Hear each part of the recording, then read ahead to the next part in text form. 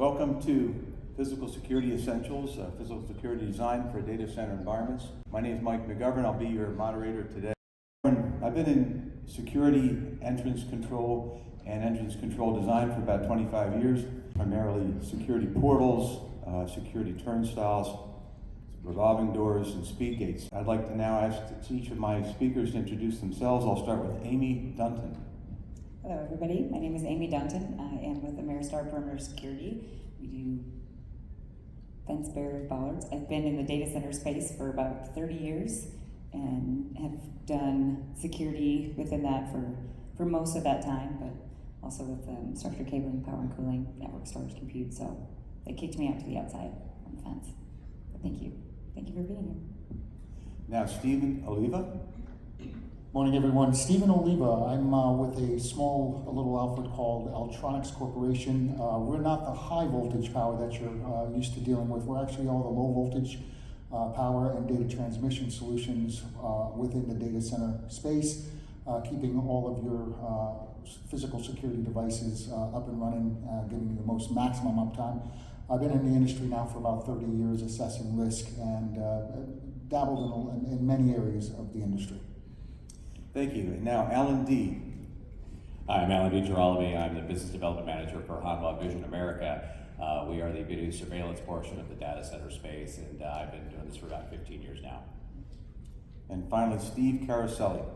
Good morning, Steve Caroselli. I'm the founder and CEO of Orion Entrance Control. We're a technology company focused on tailgate detection, people counting, and people sensing around turnstiles and LiDAR-based solutions. I've been in the physical security space a little over 30 years, and I'm just happy to be here today. Thanks very much to all of our speakers. And as I mentioned, these people come with a wealth of resources and knowledge about security, especially physical security. And the reason we want to talk with you about physical security today is we've noticed, we've been here for the whole week, we've listened to the presentations, we've seen some of the seminars and sessions, and we've noticed that the focus is on a lot of things when it comes to the considerations for data centers. You have energy and fiber and cooling, and you also have environmental concerns and real estate. But how much do we talk about physical security? How much do we talk about actually protecting access and intrusions that might occur in a data center environment, especially when it comes to the very sensitive areas of servers?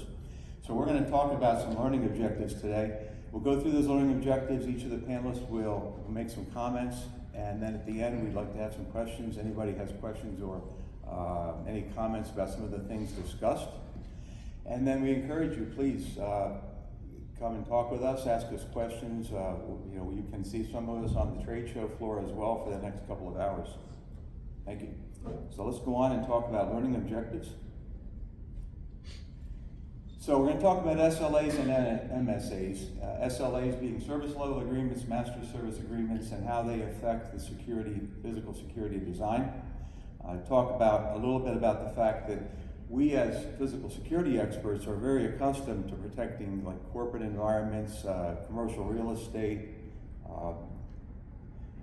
administrative offices, but not so much are people in our field accustomed to working with data centers. So we're going to talk about the special concerns that data center environments pose and how we address them with our tools.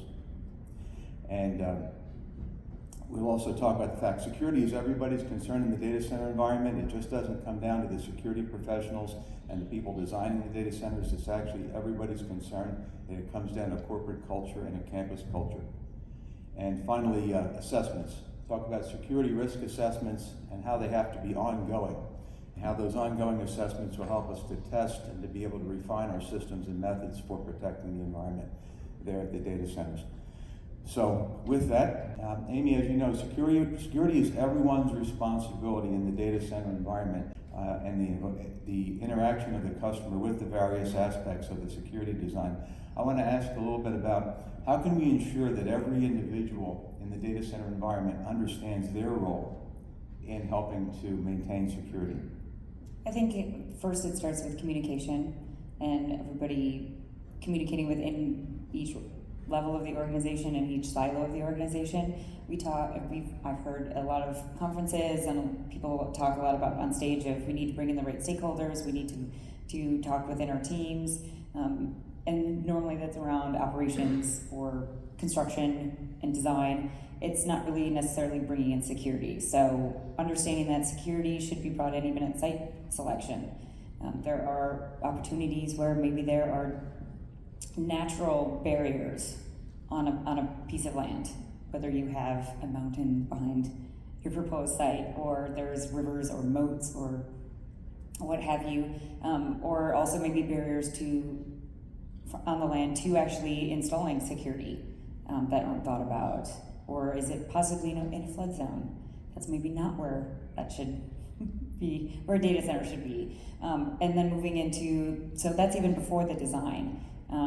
Somebody one time had said, you don't even want to get in on level 0, you want a couple steps before level 0. So a lot of times on calls, design calls, and they're talking about the grading of the land and where the entrance is going to go in easements, and even then I'm asking questions about potential issues for security, and it's, I didn't think about that. So that's ways that you can also save money along the way. I know everybody's talking about budget, speed to market, so really bringing in security and having everybody have a component of it. Not everybody needs to be 100% security minded. I understand everybody's in their silos, but just making sure that the communication is going through construction. There's the divide of what development and construction is doing, and then you pass it on and move on to the next. Making sure that during construction and design, you're setting up the organization and the tenant for success moving forward. So it's not just, hey, I'm going to get this in right away, the cheapest I can, I'm going to save money, I'm going to move on, not understanding the domino effect, where you might be saving a couple $100,000, you're costing millions in the process. So don't be stepping over dollars to save pennies. And we don't talk a lot about price versus cost. Everyone's talking price, but what's the true cost of what our design is, and not taking into account security. And there's a lot of value engineering going on, which can just mean we're gonna go for a cheaper product, but what does that cost to the organization? And when you get into the commissioning and the operations of it, the amount of times that I've been involved in calls like, now we have to go back and we have to rip something out completely because there wasn't really necessarily a clear and concise spec or standard. And when there's any chance of leeway, and people that aren't security minded or security isn't involved in making those decisions or approvals, again, money going out the window. You might individually be saving money in your portion of the process, but what is the total cost to the organization and to the tenant? And what is that doing in prohibiting you from bringing in tenants? There have been situations where tenants are like, no, not that site. We're gonna go to this site because it's just speed to market. So I'm not saying it's all because security wasn't involved, but it's not because security wasn't involved. So that's just kind of making sure that everybody's informed and bringing everybody to the table. And it goes both ways. Security needs to be open to that as well. But having a security-minded person on a team, or just somebody you trust. Yeah, thank you, Amy. One of the things that I was thinking about is one of the key pieces that gets missed a lot when you're talking about security design is thinking about future-proofing for technology. We're moving so fast, so I encourage everyone to talk to your technology partners as well about their roadmap, the things that are not yet on the websites, especially in this space where things are so exponentially fast. So think about that when you're thinking about pulling fiber or power out to different perimeter areas, guard booths, as well as interior. And that's where a lot of discussions happen of, from a developer side, not wanting to spend all of the money up front, but in turn you also want to set yourself up to be able to say to a tenant or a potential client, okay, well, we don't have that now, but we've done a basis of design where we make it easily adaptable. To where, you need to add additional cameras or lighting or XYZ. Well, we've already planned for the additional connectivity to go in, so we're not going back to dig. There's an incident where somebody went back to dig, cut the fiber, cut everything down. Now the whole site's down. Again, I'm not saying it's because security wasn't involved, but I'm not saying. So it's also, there are so many components to security being involved in the entire operation and the entire organization. It's not just an afterthought. It should not be just an afterthought, because it doesn't matter how much power redundancy you have. If somebody's able to access the property or get close enough to do something catastrophic, it doesn't matter how much connectivity you have if there's no building there. Well, I look at it this way too. Up until two and a half years ago, only about 50% of data centers had perimeter fencing. That's changed exponentially today. Everyone's got perimeter fencing, and a lot of it's now channelized, so you can start running powered fiber through it. So you can add cameras or whatever LiDAR cubes to the top of the fence line. But yeah, it's wild. 2 years ago, everyone's like, "I want AI on the cameras. What do you want to do with it?" I have no idea. So it's like, why don't you have a fence line? Well, our customers, it's just to the SLA that the customer needs. They're not going to pay for the fence line.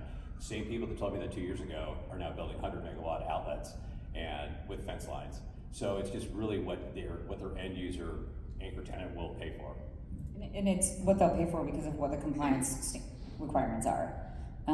The more that standards and compliance comes out with AI, or even just within financial or government, you might not have a government, contract today, but what about, I've heard of deals, this week it's gonna be this tenant, oh, no, now we're gonna switch and now it's another tenant. Making sure that your basis of design allows for that flexibility without breaking the bank up front, but also on a $1 billion site, I refuse to believe that perimeter, some of the perimeter security cost is really gonna make or break that, cost-wise. But I've had past customers, or a gentleman who's former CISO of Boeing said when we were looking for data centers with power, cooling, and infrastructure all equal, security was a differentiator. So yes, I've heard it many times. Well, we ask the customer and they don't care. I'm like, well, who's they within it? Is it what level of it? Is it? I also have heard where customers have gone back and spent millions of dollars fixing things because we'll get to SLAs, shortly. But what was installed and what was put in was not compliant with what the MSA and SLA was done, and that's what hasn't always been communicated. Tell us a little bit, if you can, Steve, about your experience when planning for scalability, about what are some of the key security aspects that need to be prioritized in the early stages of design. No, Mike, it's a great subject matter, and first off, with Kevin O'Leary this morning, and Wonderland, beautiful place, probably going to be well designed, well thought out, especially when we're thinking about security-wise. Security is not a revenue generating profit center for any organization in any way, shape, or form. We fight for our dollars and cents, and unfortunately, with master service level agreements, it's pretty well pre-planned. When we're talking about service level, where we're attracting new business into these data centers, cutting corners up front really can hurt. If you want to think about right now what we're going through with tariffs, right? Going in and saying, well, it's a little more expensive to pull wire for OSDP. Let's just pull wire for Wiegand. But OSDP is becoming more dominant in the industry as far as, let's say, for instance, credentials and other factors that we can use the OSDP platform with. So really, when we're planning these types of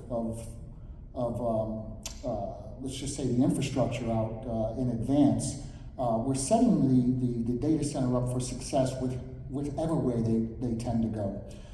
Every SLA is different in some semblance, because I think, Amy, you said it correct. You hit the head on the nail. I mean, right today they might be thinking about government, but now tomorrow it might be retail. There is no cut and paste in this particular type of application, whereas years ago, I mean, if we're just doing a Class C office building, a lot of it was, okay, I can just take the same design from here and just cut and paste and use it here and here and here. You can't do that in a data center world. Every site has a unique environment. It's all about deter, detect, and delay. And ultimately, your tenants are going to hold you to a higher level, and it's going to cost money on the back end. So cutting corners up front really is not a great way to work. Yeah, I'm like being able to go to your leadership and say, hey, I'm actually looking at the overall, again, cost of this, not the price of this. But to your point about cookie cutter, designs.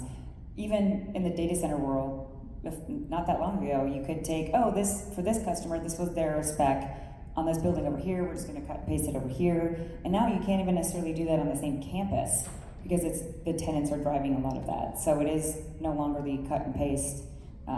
And I have seen that where there's components of 3 different solutions for one spec. I'm like, that's not even a thing. Yeah. But so it is, and it's making it difficult in the speed to market that we have. But if you're able to kind of identify where you can have the basis of design and easily make changes that make sense for a future. And Steve over here did make a great point. Learn the technology. Go out and what's new? What's hot out there in the market? Is it LiDAR? Is it low level radar? What is the next best thing? I mean, we all depend on our phones, right, in our pockets, and there's a lot of cloud-based solutions now that can open doors with phones, and some data centers are fine with products like that. But in the next 10 years, phones are going away. We're going to have wearables, so we have to plan for all of this change in technology and have a good infrastructure in place. Otherwise, when you're coming back around, you're bringing new vendors in, more risk involved with these vendors that come through the doors. And then really just ultimately more cost involved and that negativity. I don't want to say negativity, but again, we're not a profit center. Security never is. And if you could turn it around and turn your security department into a profit center, by all means, you're way ahead of the game. And I think too, when it comes to learning about the technology, it's really learning and not saying like, XYZ hyperscaler's doing this, so we're going to do this. Talking about AI reminds me about when people were talking about going to the cloud, and it's like, we're not in the cloud. I'm like, yes, you are. You have AP. You're in the cloud. We're not using AI. Yes, you are. But understanding what does that mean to you? But looking at some of these products, because LiDAR or thermal cameras or something works for one organization or one application or one location doesn't mean that that's going to work for everything as well. So being adaptable, but yeah, understanding what's your why? Why do you need it? What's your why? Who are you doing this for? That's a big thing for me, is bringing back to what's the why of this. Well, and also thinking about SLAs and MSAs, we need to look at the language in them, because again, a lot of this being cookie cutter. In the DOE talk yesterday, one of the questions they asked, they were talking about the flexibility of end user clients to determine when their power could be a lower level for more flexibility. And the question was that it's in direct conflict with the SLAs. So although the data center may be willing to do that, to have better power usage and better power flow, it's in direct conflict, so that doesn't work. So some things to look at all the way back to the end user level when you're reviewing SLAs with them, to say, hey, you want to be aware these are some of the things we're looking at. Can we change the language in that space as well? Thank you, panelists. And Steve, maybe as a follow-up question, what are some of the challenges you faced in scaling security in alignment with evolving security threats? Really, it's unfortunately, it's to plan ahead. We're a manufacturer of low voltage solutions, and we're always trying to find unique ways to bring that power and connectivity out to all the great devices that are keeping people safe. Ultimately, planning ahead is truly important. Pulling an extra strand of cable out to a certain area. I want to throw an analogy out there. I had built a home a couple years ago, and my wife questioned me. I love bringing my wife into the story because she has every right to, and because of the money I spent on hardwiring outlets and bringing in extra network jacks and things like that into the home. And she said, well, why would you do all that? We have wireless. And I go, well, honey, being hard connected is much better than running on Wi-Fi, number one. And I said, and think about all the devices and things that we're running now in the future, and anything that we're going to try to bring in the future, whether it's security or AV or anything to that extent.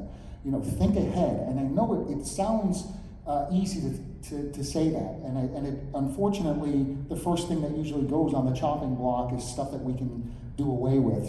Save a penny here. And unfortunately, on the security side of things, we get those cuts very easily.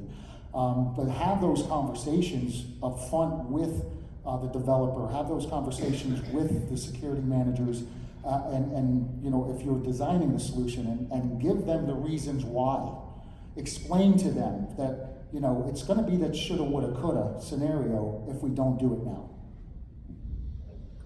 Quick question for the audience. How many of you are involved in security currently? Oh, so we're preaching to the choir. I see, because I see some. Yes. How many of you are made aware of what's in the SLA or MSA in agreements currently? So, a few less hands. How many are blindsided? Anyone? At least one consultant. Yeah. Great question. So it looks like most of the folks in the room are involved with security design and are accustomed to dealing with the SLAs, MSAs. If I can, want to keep on schedule here, move on to another topic. Typical corporate security practices that some of us are accustomed to don't apply when it comes to data centers. The data center needs are quite unique, and this team up here is very much in tune with that. Often we talk about the 3 or 5 concentric circles of security, but sometimes in data centers we even talk about 7. So turning to Steve Caroselli, let's talk about how typical corporate security practices don't apply here, Steve, and how we build these designs to incorporate the different threats. Thank you, Mike. You know, one of the things we say, and I think it's even more relevant today, is if you've seen one data center, you've seen one data center.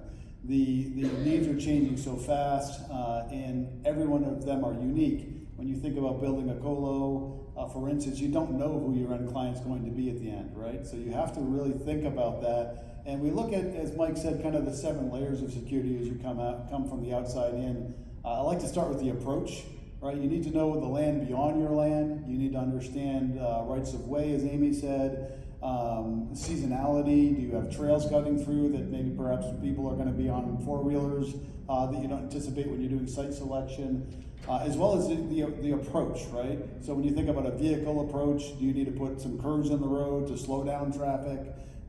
Do you need a higher level guard booth when you come into that, again, that first layer of security? Do you want to make sure you've got power out for new technology? Are we concerned about drones and drone detection? So all of these things kind of from the far out looking space. We had that incident several years ago of power being shot out. So where is your power being placed along the perimeter? What are the sight lines? Using kind of that septet approach of using your terrain to limit shot sites, etc. And then as you kind of move into the parking, to the float vehicle control, are you doing vehicle tailgate detection? Do you need to? Do you need blockers if you have a government level customer? Is your booth rated? Things like that. And again, do you have the right things there to bring technology in the future? Sorry, I'm just going to ask, since there are many of you involved in the security side of this, how many of you are brought in during the construction side? That's great. I mean, there's like 6 people, but that's great. More than we're expecting, I think. Yes. Most. So, were you recently brought in? How much say do you have? Some of the experience I have with customers, or and just in discussions, is they're able to. I had to invite myself. Okay. So I just inserted myself into the process and went from there. But yeah. Well, way before, I'd probably say right at due diligence, inserting myself and being a part of that. And then all the way through site completion and then the next project. So you sometimes they don't know, and especially with the new different companies and entities coming into the data center world who don't really know anything about data centers. You have to have a very strong opinion about that to get them to agree to what we're asking them to do. So. Sorry, I'm hijacking this, but I'm seeing a definite shift of, even just a couple years ago, in my conversations of like, we can recommend, but we don't really have a say, to there's more of them inserting themselves and them being allowed to be at the table as well, because even though it's not necessarily under the purview until the building's handed over, it does impact a lot of that. And so that's kind of where, to your point, where new companies coming in don't know. There's a lot of developers that are going from clearing the land to core and powered shell to now we're doing turnkey. They have no security teams. So it's really trying to educate and have them understand that, what happens in retail or education doesn't fit. They really need good project coordinators to keep it, like you had said, if you're a young data center, this building, I won't name names, but all of a sudden you have 4 builds coming up at the same time, and you have a fresh out team, you're looking at a bunch of host of problems down the line, just even in the basic spec. So it may be boilerplate on the outside, but you've got 4 completely dystopian and just blown apart teams trying to keep everything together from multiple integrators to hopefully just one distributor, but in some cases not. And then all of a sudden the whole thing just goes out the window.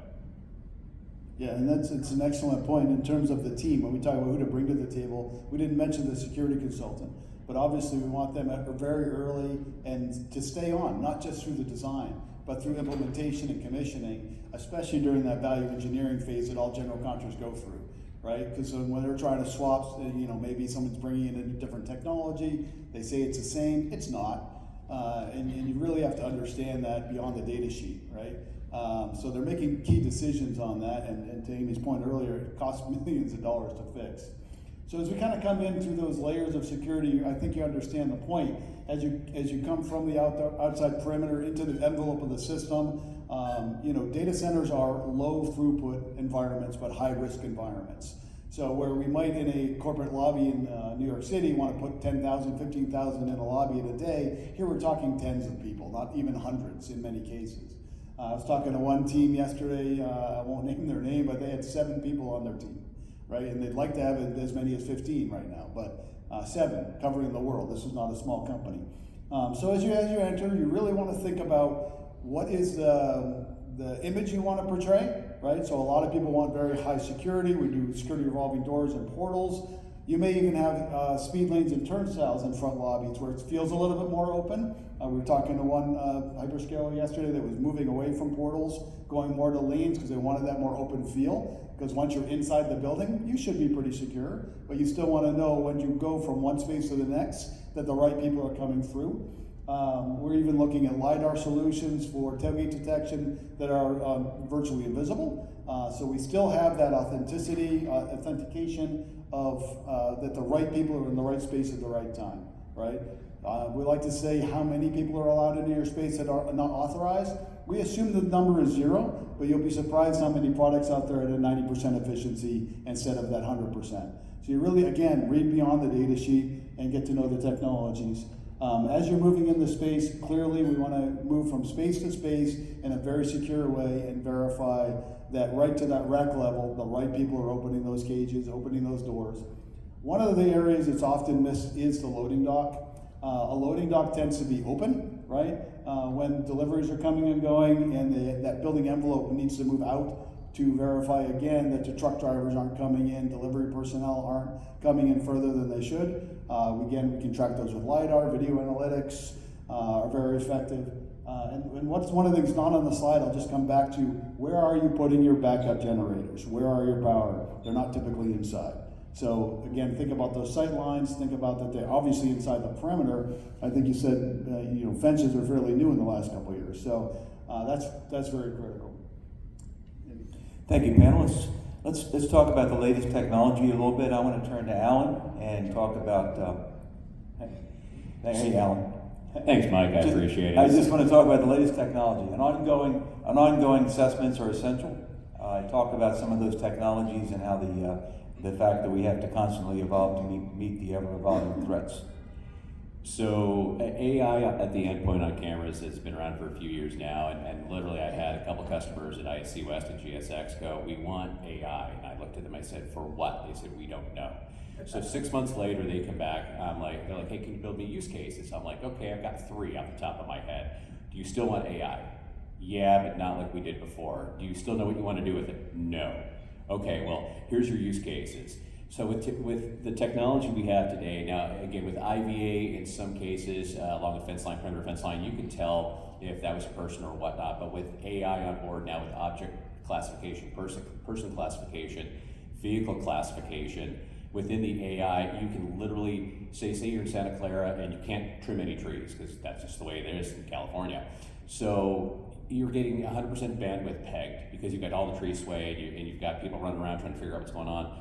With AI, with object classification, you can now calm down the entire scene and have it just look almost like camera as a sensor at that point to see if that's a vehicle pulling up to the fence line and what side of the fence line he's on. And that goes into use case number 2 with intelligent handoff within the data center, including from the exterior in through the interior. And you can go so far as to do line crossing. Been playing with this one because everyone loves fisheye cameras. Dropping a fisheye in the middle of the row, an AI fisheye. So as soon as that tech crosses that line, that camera acts as a sensor, it goes active. But because of this person classification or object classification, it doesn't see the blinking lights. So again, you're not pegging your bandwidth at 100%. Through this, a lot of data centers can now monetize their storage as well because they actually can give a feed to the end user in there. But with today, you're going to hear about it probably in the next 4 months. The neural processing unit on board AI.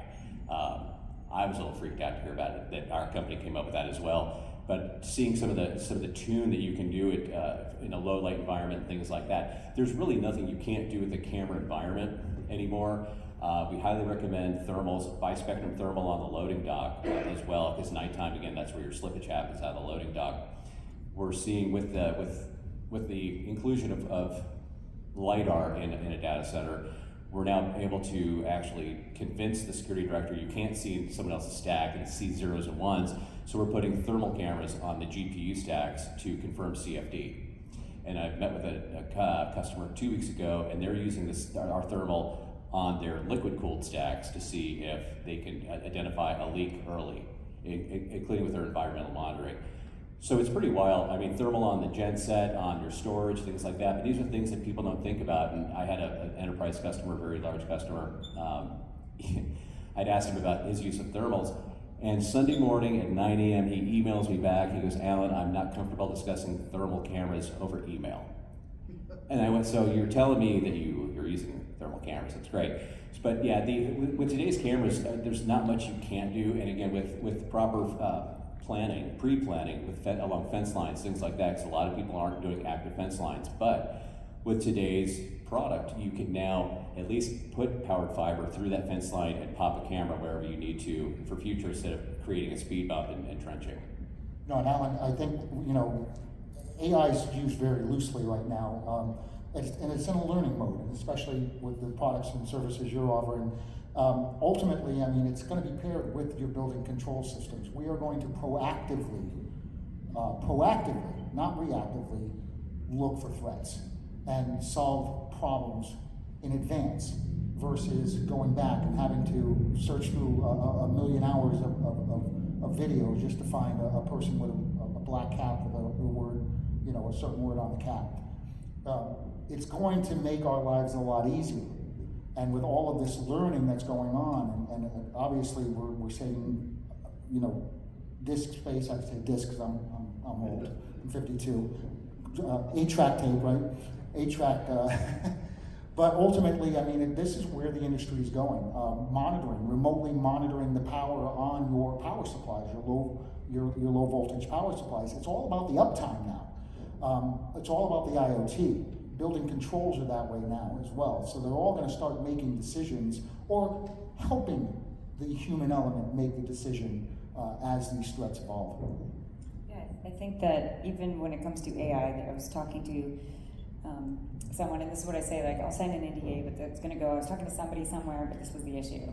The details of who and where get a little fuzzy. But basically, they're using AI and some analysis on, oh man, we had an obscene amount of alarms going that nobody was paying attention to because we're growing so fast, and they had a new leadership come in and like, wait, let's just analyze this. So there's ways, and they found that 80% of them were down to like 2 or 3 doors that were alarming.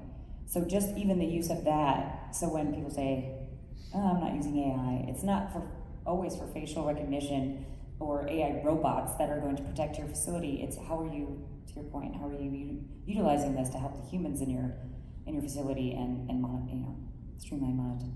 Yeah, alarm mitigation and response. And I don't think we can talk about latest technology without mentioning robots and drones, right? And drone response. I got to see a pretty interesting military overview a few years ago about using the humans and the robots together, where you can get a alarm on a fence line miles away, have a flying drone response with a robotic dog response, with the men going out to do a response, seeing what they're seeing and hearing before they get there, so they know what they're responding to, right? So we're not responding to a bear on the fence line, you're responding to a person with a gun.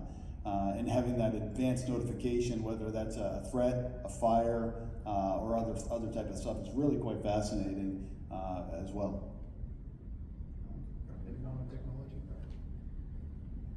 I could talk all day about technology. If anyone has any questions, please feel free. Well, I have a follow-up question for you, Alan. So on the robot side, we often talk about bad actors being one of the big security threats. So we talk about robots now with dogs. We have those active controlling not the perimeter, but inside the data center. They can give you mantraps and everything. So any thoughts on things we should be doing or thinking about in terms of keeping an eye on our robots and our dogs that are patrolling? They have carte blanche access to all of our physical they're hackable. and customer gear.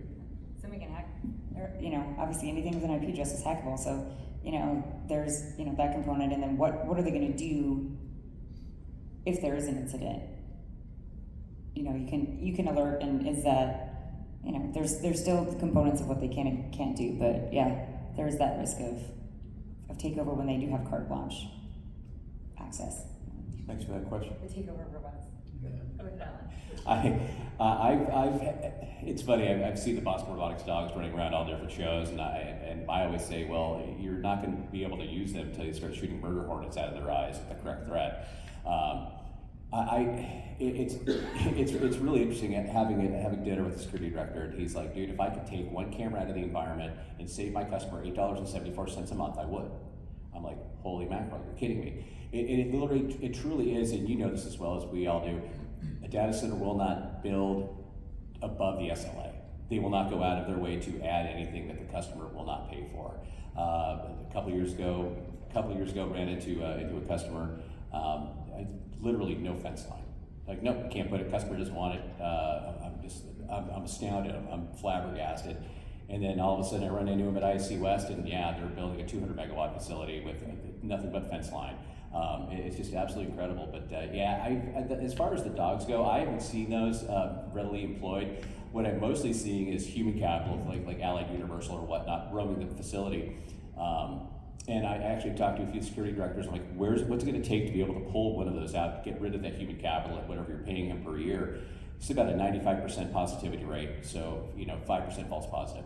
And I'm thinking, well, we're getting there, but again, since every building's different and the pathway to get to the other side of the building is different, it's just getting the field's getting more crowded, but they're not losing human capital just so they keep the SLA.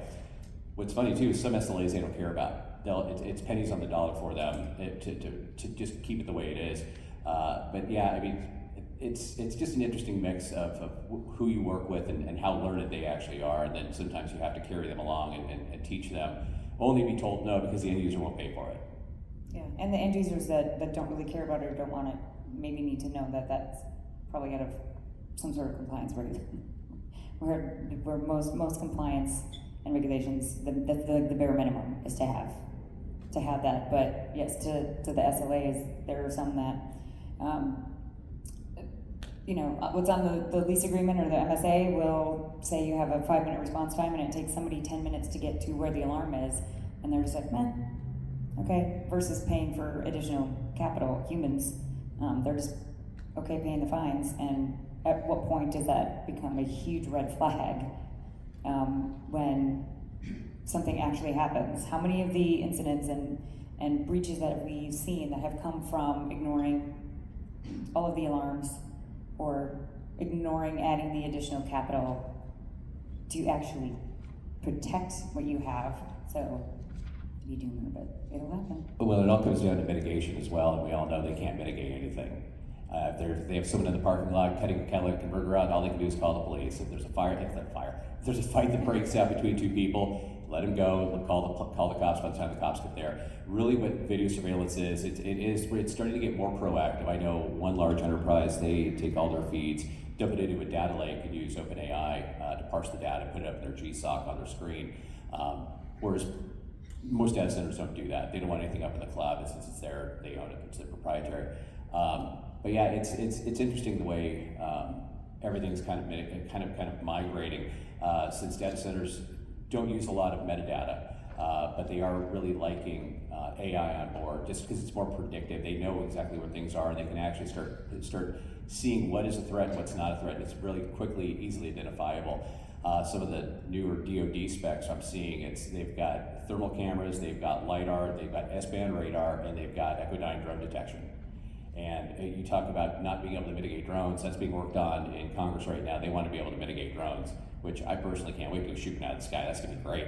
But there's a lot of things going on, with the SMRs coming as well. We're looking at whatever they say 10 years from now. They're actually actively building a data center with SMR in Tennessee right now.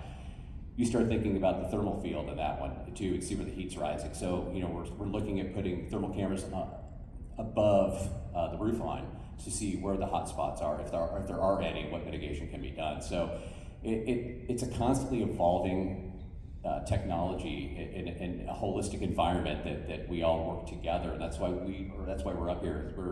Where we try to go to market, letting everyone know it's a holistic environment. Let's not look at it as a SKU or a part and a piece. It all works symbiotically. And Alan, you mentioned something before about thermal cameras, and especially in the actual server rooms. Again, you're not a profit-making division of a company. You're an expenditure. Turn it around, flip it. Throw in a microphone. Listen for a specific sound that a server can make that might, be the sound that's going to make the server shut down, or the fans are going on a certain piece of equipment and makes a certain sound. Utilize that with the surveillance camera. Use the thermal cameras to look for hot spots within the server areas. So those are areas that you can present to your, to the C-suite and say, look, we're not only just putting these in here for safety and security, but they're also helping us solve everyday challenges as well. Thank you. Panelists, thanks very much for your time, and I want to give you guys homework right now. We've got a call to action here, and we just want to say before we take the questions, we want to challenge you. Take what you heard today, take what you already knew, maybe some other knowledge that you'll gain from talking to some of the speakers, and go out onto the show floor. There's still 2 hours left, I think, about 2 hours left on the show floor. You can see some of the security technologies there, but also go back to your shops and go back to your design team. If it ain't broke, don't fix it. Doesn't apply here, because we have to stay ever ahead of the ever-changing threats. And after you've been on the exhibit floor a couple of days, maybe you already have some questions.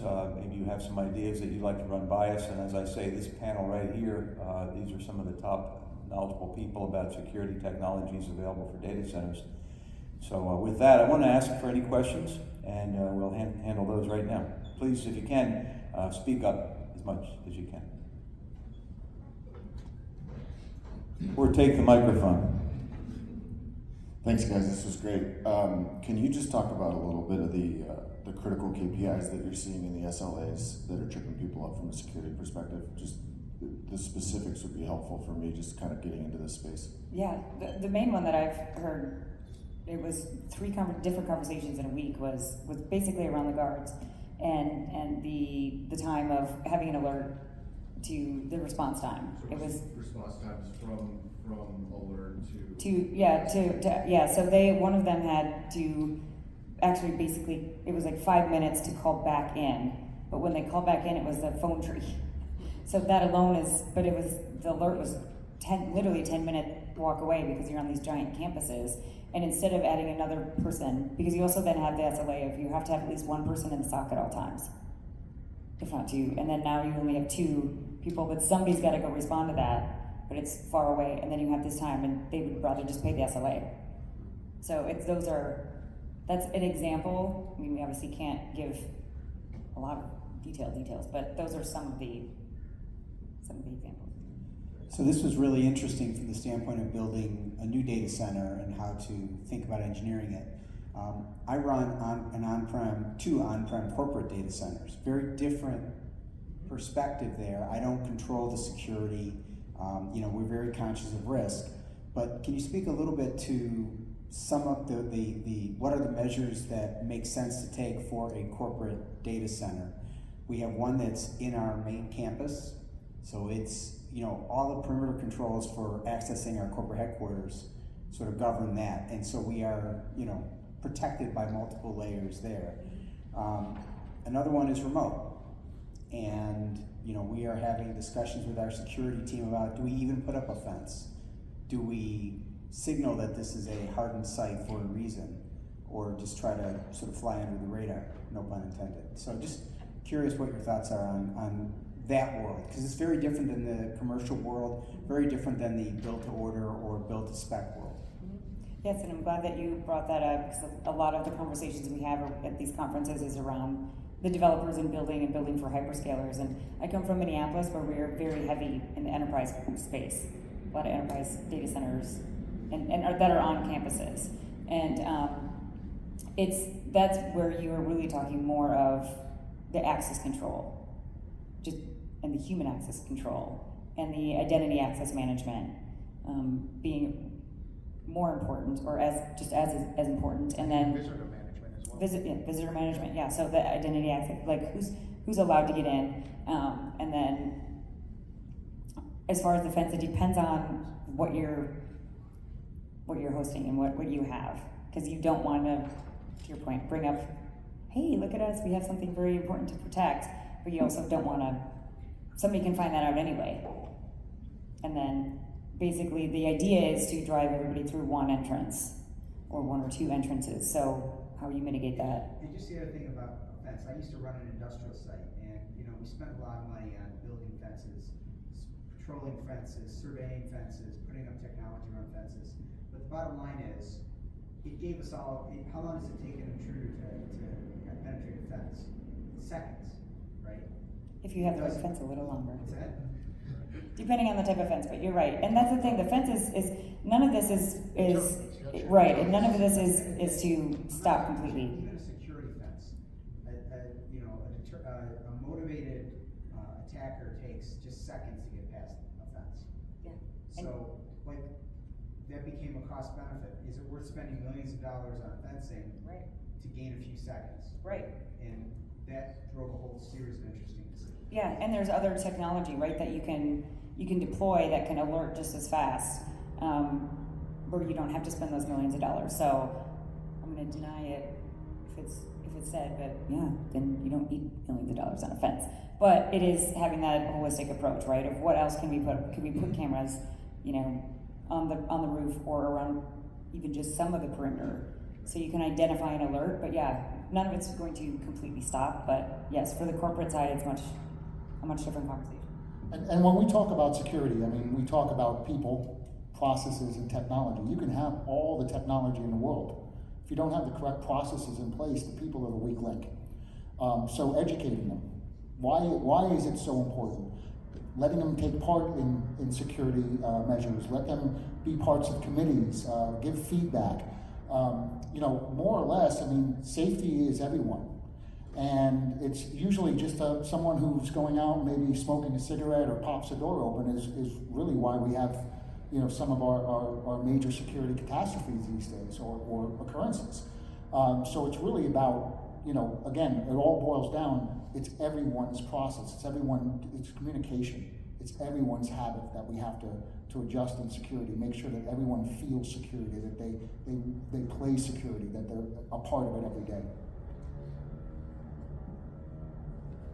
All right, hi. My name is Paul Jankowski. I work for First Coast Security, Executive Vice President for Data Center Strategic Development. Former AWS, former Amazon also. I think there's a huge opportunity in the future for the not only the new companies getting in to the data center business and providing a strong opinion about the direction that they should go and how they should use AI, quite frankly. But I think there's an opportunity with power and utility and fiber. So you have some of the most secure data centers in the world that are not considered critical infrastructure, though you could make an argument that they should be critical infrastructure like they did in Europe, next to a substation for that data center that has no security on it, like at all. And I'm not talking about NERC-FERC, because NERC-FERC refers to cybersecurity, which then requires physical security measures for the cyber side. It's a little backwards. You'll see some safety fencing. Heathrow Airport is a great example of two things. Number one, not having a redundancy backup for that substation to go down, which is insanely crazy. And number two, if it was a security issue, I looked at it on Google Maps, I think the fence is about 4.5 feet tall. And not having that is a huge issue, and I think we need to start having a strong opinion about that and getting them to upgrade their standards. And I get that, that's a large hill. We don't even have national standards for law enforcement. So getting a physical security standard, at least for the data center business, and then the holistic view, which you all mentioned, around critical infrastructure, including fiber walls. And I saw a couple of great solutions that I'm going to go back to my customers on to protect these fiber walls. Because unless it's insider threat, I'm not going to climb that $2 million fence.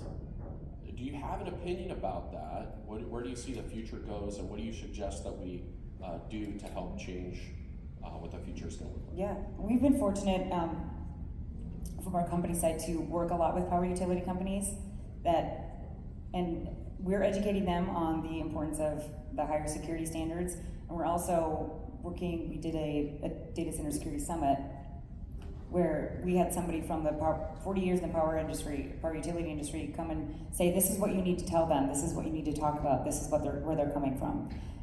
Also understanding what is their access agreement. You know, I'm talking with the customer that, oh, they have a substation, they're doing the fence. Like, well, what's their access agreement? Because there's others that they want full unfiltered access to get through to their side when they don't need to go through the data center side. So what is that conversation? So we're working very diligently on our power utility team to help educate that. And it's going to be a shameless plug, but I'm on the SIA's Perimeter Security Subcommittee. I'm the co-chair, and I'm actually going to create a data center group that will be putting together security standards because there are none. And that's something that's widely needed. And working on putting those together, even if it's government, this is what you should look at. Because right now there's best practices standards. It's like, hey, make sure you have this process in place, or this, make sure you have something, but it doesn't give any guidance as to what it is and what application it should be. So we'll talk more, because yes, that needs to be developed. Yeah, absolutely. Sign me up. Love it. You're on board. But that is something that when we talk a lot more and more, and it really depends on, who owns the land around the substation. Is it the utility company that's building the substation and running it? Is it, they're building it but you're running it? Is it your land, your substation? And that really impacts what level of security and what autonomy the data center has in being able to control that. Because you can't just have any rando walk in, and I understand from their perspective, they're like, well, we can't not have access to a substation where we're providing the power. So those are conversations that we have daily. So that let's talk, and we'll get more information out, because that needs to happen as well. Because the theory now is like, oh, that's a substation, they're going to do that, and that's a lot on the developer side that doesn't have a full.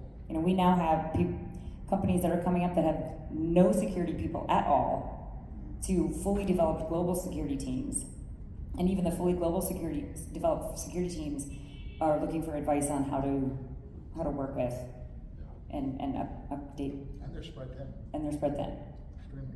Yeah, and on that kind of on the power side, we're working closely with the community to kind of tighten up that S-corp management compliance sign-in process.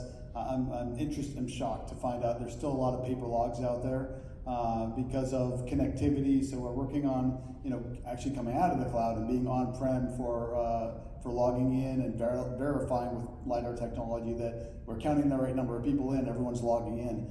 Going back to your standards question though, the other thing that we're really looking at is working with the A&E community. A lot of the consultants we talked to as we prepared for this conversation, we're talking about there is no standards, right? So we're really working closely on the committee level as well as with the A&E community separately to say, let's work on a standard.